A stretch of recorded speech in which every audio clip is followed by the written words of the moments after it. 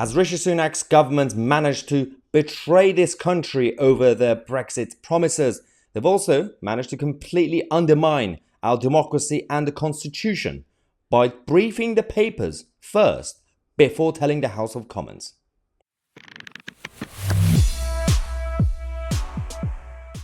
This is another dark day and dark week in British politics and British democracy. So we already know, as we've discussed on this channel, that the government have decided to make a U-turn on the retained EU law. So the 4,000 EU laws that we have, they're essentially going to stay around.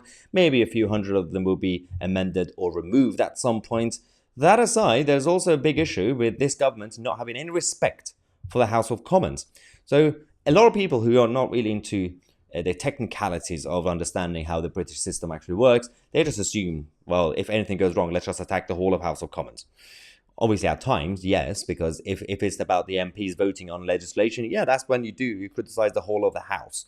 But most of the time, it's about the government front bench. It's not really about the whole House. So what they do is, if you have something actually constitutional or legislative announcement, you have to let the House know first. This is just for the sake of democracy, the procedure, and for the record. But these days, this government have been going around briefing the papers and the media first without getting scrutinized. They would skip scrutiny, and then the House of Commons find out. So this time, Lindsay Hoyle, the Speaker of the Commons, was absolutely furious with the government because they decided to go around and not get scrutiny that they deserve. Let's go to this. I will remind the government, we are elected to hear it first, not to read it in the Telegraph, and certainly not a WMS is satisfactory on such an important matter. Hence, that I would always say, I'm now going to call the chair of the European Scrutiny Committee to ask the urgent question. Sir William Cash.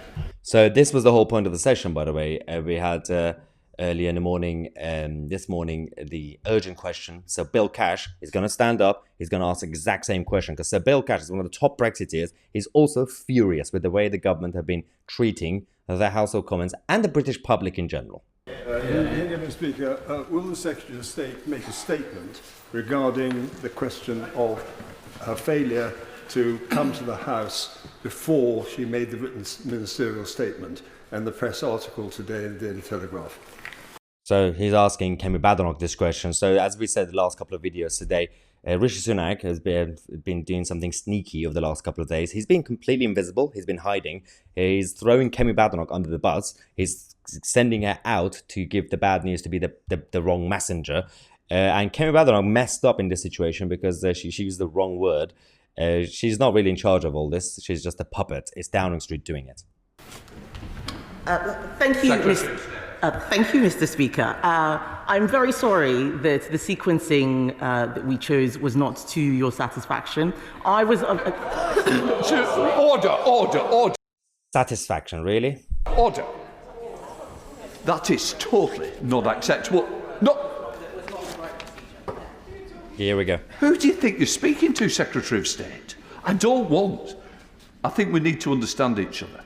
I am the defender of this House and these benches on both sides. I am not going to be spoken to by a Secretary of State who is absolutely not accepting my ruling. Take it with good grace and accept it. That members should hear it first, not a WMS or what you decide. These members have been elected by their constituents and they have the right to hear it first. And it is time this government recognised we're all elected, we're all members of Parliament and use the correct manners. Secretary of State. So yeah, absolutely furious. Now, on the other hand, a lot of people are also furious with the backbenchers, with the MPs in general, the whole of the culture of the political class these days over the last few years.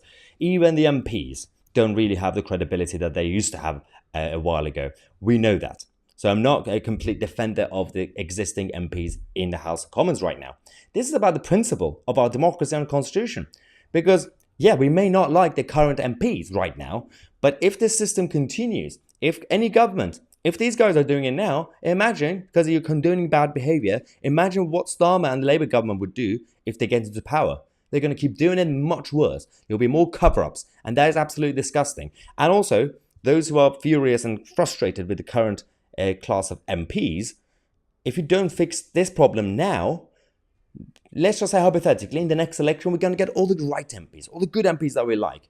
Then if the system is undermined, those good MPs, they cannot have the same power because governments and the executive branch will continue to undermine our constitution at the parliamentary democracy that we have.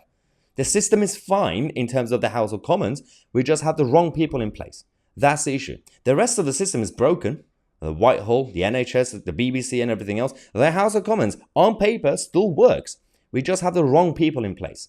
And that's the last thing that we have. And that still needs to be reformed, by the way. I'm not saying everything's perfect, the electoral system and everything else. But having said that, the government and the executive branch need to be more careful. Anyway, let me know what you think. I'm Mahyar Tousi, and we are the media.